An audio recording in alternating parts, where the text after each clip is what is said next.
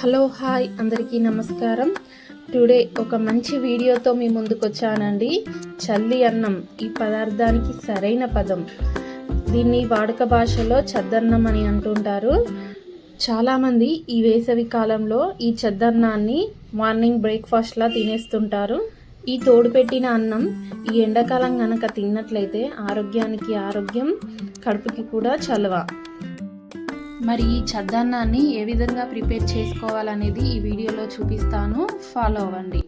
దీనికోసం ముందుగా వండుకున్న అన్నంని మీకు కావలసినంత మోతాదులో తీసుకోండి. ఇక్కడ మీకు కావాలంటే మెత్తగా ఉడికించుకున్నటువంటి బ్రౌన్ రైస్, మిల్లెట్స్ను కూడా వాడుకోవచ్చు. బట్ ఏదైనా మెత్తగా ఉడికి ఉండాలి. దీంట్లోకి అన్నం మునిగేంత వరకు గోరువెచ్చటి పాలు పోసుకోండి.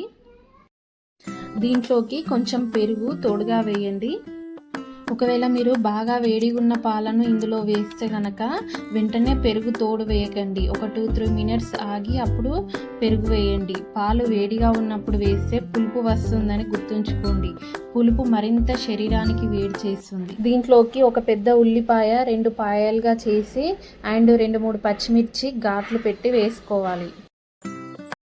ఈ అన్నాన్ని రాత్రంతా అలా మూత పెట్టి వదిలివేయాలి. మినిమం 8 అవర్స్ గ్యాప్ ఉండాలి. చూడండి మరుసటి రోజు ఎలా ఉందో. కంటికి అందంగా చూడగానే తినాలనిపిస్తుంది కదా. అన్నం కలిపేటప్పుడు గబగబా చేయి పెట్టకండి. గరిటెతో కలపడానికి ట్రై చేయండి. ఎందుకంటే చేయి పెట్టి కలపడం ద్వారా పుల్లగా అవుతుంది. ఒకవేళ మీరు ఇంకా పల్చగా తినాలనుకుంటే కొంచెం వాటర్ వేసుకొని కలపొచ్చు. దీంట్లోకి టేస్ట్ కోసం కొద్దిగా సాల్ట్ యాడ్ చేసుకొని తినండి. చద్దన్నం అంటే వితౌట్ సాల్ట్ కూడా తినొచ్చు, అది మీ ఇష్టం. ఇక ఈ పచ్చిమిర్చి వేయడం ద్వారా వేరే పచ్చళ్ళు ఏం అవసరం లేకుండా ఎంచక్కా తినేయచ్చు. మార్నింగ్ డ్యూటీలకు వెళ్ళే వాళ్ళు, స్పోర్ట్స్ పర్సన్స్, చిన్నపిల్లలు అందరూ పొద్దున్నే తినేసి వెళ్ళొచ్చు. కంటికి అందంగా, పంటికి మెత్తగా, పుట్టకి హాయిగా, ఆ టేస్టే వేరే లెవెల్. చెప్తుంటే ఊరిలో వచ్చేస్తున్నాయా?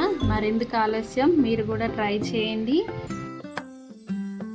ప్లీజ్ వీడియోని లైక్ చేయండి. మరిన్ని వీడియోస్ కోసం మన ఛానల్ని ఫాలో అవ్వండి. ఫైనల్గా అయితే సబ్స్క్రైబ్ చేయడం అయితే మర్చిపోకండి. Thank you for watching.